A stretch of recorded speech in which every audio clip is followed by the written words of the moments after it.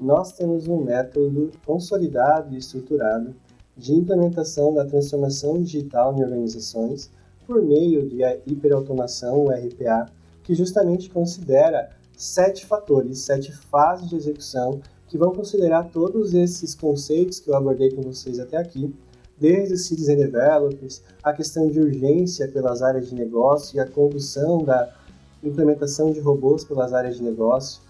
a consideração a nível de avaliação de viabilidade econômica, gerencial e técnica, se o RPA é a melhor tecnologia a ser implementada dentro da governança da implementação da transformação digital dentro da organização por um centro de excelência. E, por fim, essa avaliação de processo estendida entre implementar um RPA ou muitas vezes fazer a implementação antes de ferramentas de processo, de ferramentas da qualidade, enfim, se eu estou usando de uma forma robusta o meu sistema. Então, tudo isso é considerável no método da robotize.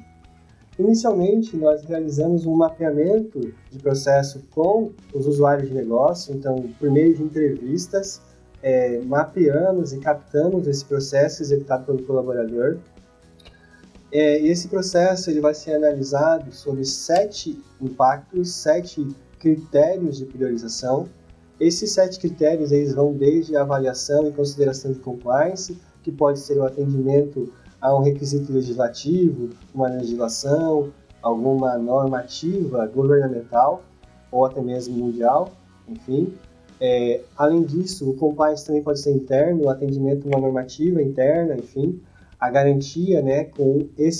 a automatização desse processo de um robô garantir que eu esteja atendendo a esses requisitos. Enfim, além disso, questões como turnover são consideradas e diversos outros fatores nesses 7 critérios. Todos esses processos avaliados e oportunidades identificadas, elas são segregadas naquelas 5 verticais que eu mostrei para vocês no slide anterior,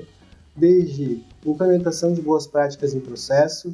melhorias de sistema, considerando tanto ERP quanto sistemas satélites, melhorias que podem ser por meio de API, melhorias que podem ser conseguidas primeiramente pela implementação da digitalização de processos e, por fim, melhorias que vêm através de automação de processos por RPA.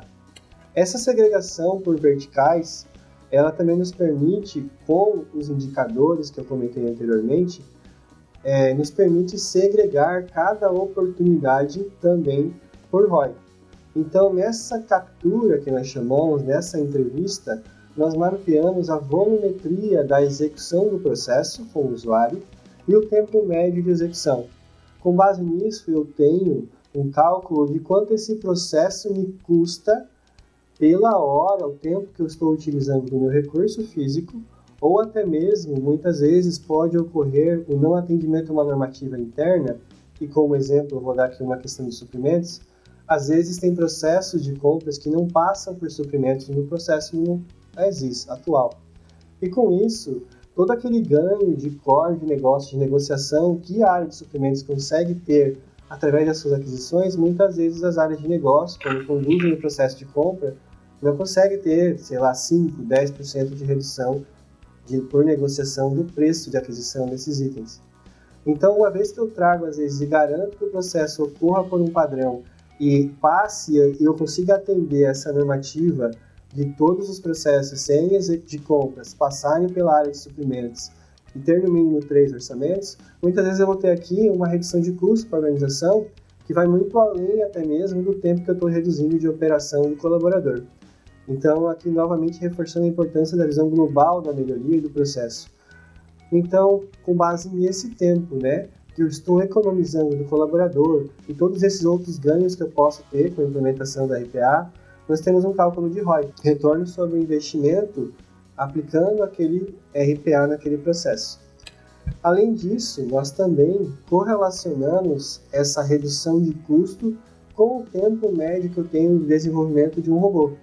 Como que nós conseguimos saber isso? Através de todo esse know-how que nós desenvolvemos nos últimos anos, por meio das entrevistas que nós fazemos de captura com o usuário, nós conseguimos entender, através de indicadores, se aquele RPA será um RPA de baixa complexidade, média ou alta complexidade.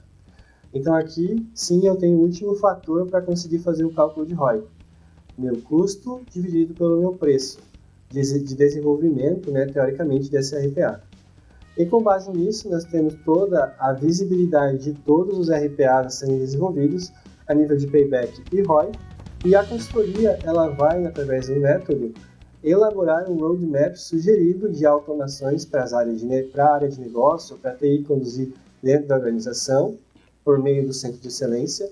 de correlação entre o melhor score, ou seja, o quanto esse processo a nível de 7 indicadores que a gente mapeou anteriormente, ele é mais crítico para o negócio versus o retorno sobre o investimento. Considerando esses dois indicadores, o nosso método ele vai indicar quais deveriam ser os primeiros robôs num roadmap de execução a serem implementados.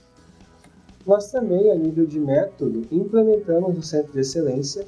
Então, uma das consultorias que nós temos, envolvendo todo o método e a jornada do RPA, é o treinamento, a capacitação dos